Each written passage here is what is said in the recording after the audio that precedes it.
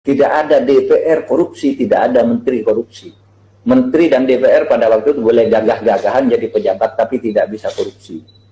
Itu kata Pak Sarwono Kusuma Atmaja. Tetapi sekarang ini menteri, dirjen, gubernur, bupati, DPR, hakim, jaksa, semuanya korupsi. Jauh lebih parah sekarang ini.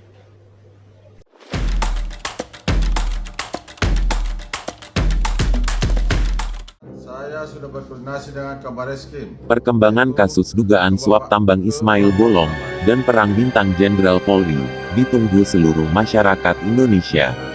Organisasi Indonesia Police Watch IPW melalui ketuanya Sugeng Teguh Santoso meminta Kapolri Jenderal Listio Sigit Prabowo untuk menonaktifkan Kabareskrim Polri Komjen Agus Andrianto agar pemeriksaan dapat berjalan secara akuntabel. Kami meminta Kapolri membentuk tim khusus mendalami terkait dua penyataan Ismail Bolong yang berbeda-beda. Lanjutnya, IPW juga meminta Presiden Jokowi menginstruksikan Kapolri guna mengusut kasus dugaan suap tambang ilegal tersebut. Hal itu dikarenakan Kadif Propam Polri adalah Jenderal Bintang 2, sedangkan Komjen Agus Andrianto setingkat di atasnya, sehingga perlu tim khusus untuk menyelesaikan kasus ini. Menteri Koordinator Bidang Politik, Hukum dan Keamanan, Menko Polhukam, Mahfud MD, juga menyoroti kasus suap tambang yang diangkat oleh mantan polisi bernama Ismail Bolong ini. Korupsi sektor pertambangan memang luar biasa, dikutip dari cuitan akun Twitter Mahfud MD, Selasa tanggal 8 November tahun 2022. Kata mantan Ketua KPK Abraham Samad tahun 2013, kalau korupsi di sektor pertambangan saja bisa dihapus, maka setiap kepala orang Indonesia bisa mendapat 30 juta rupiah tiap bulan, sambung Mahfud.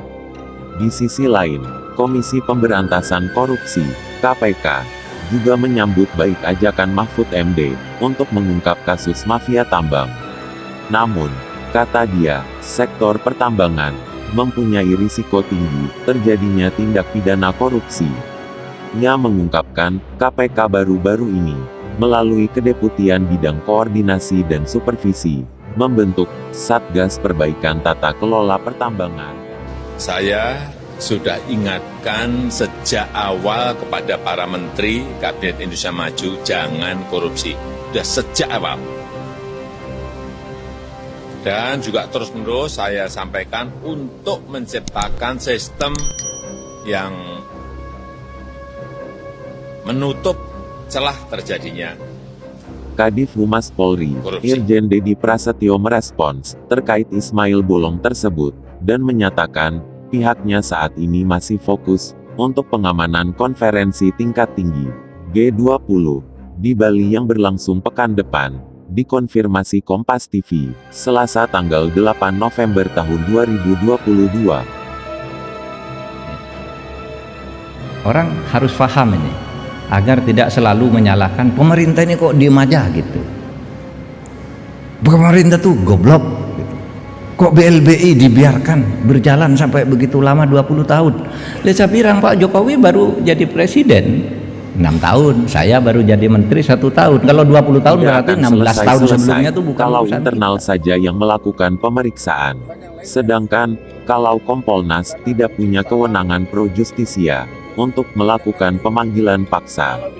Menanggapi permintaan itu, juru bicara KPK Ali Fikri mengatakan, lembaganya terbuka dan menyambut baik rencana tersebut, Senin tanggal 7 November tahun 2022.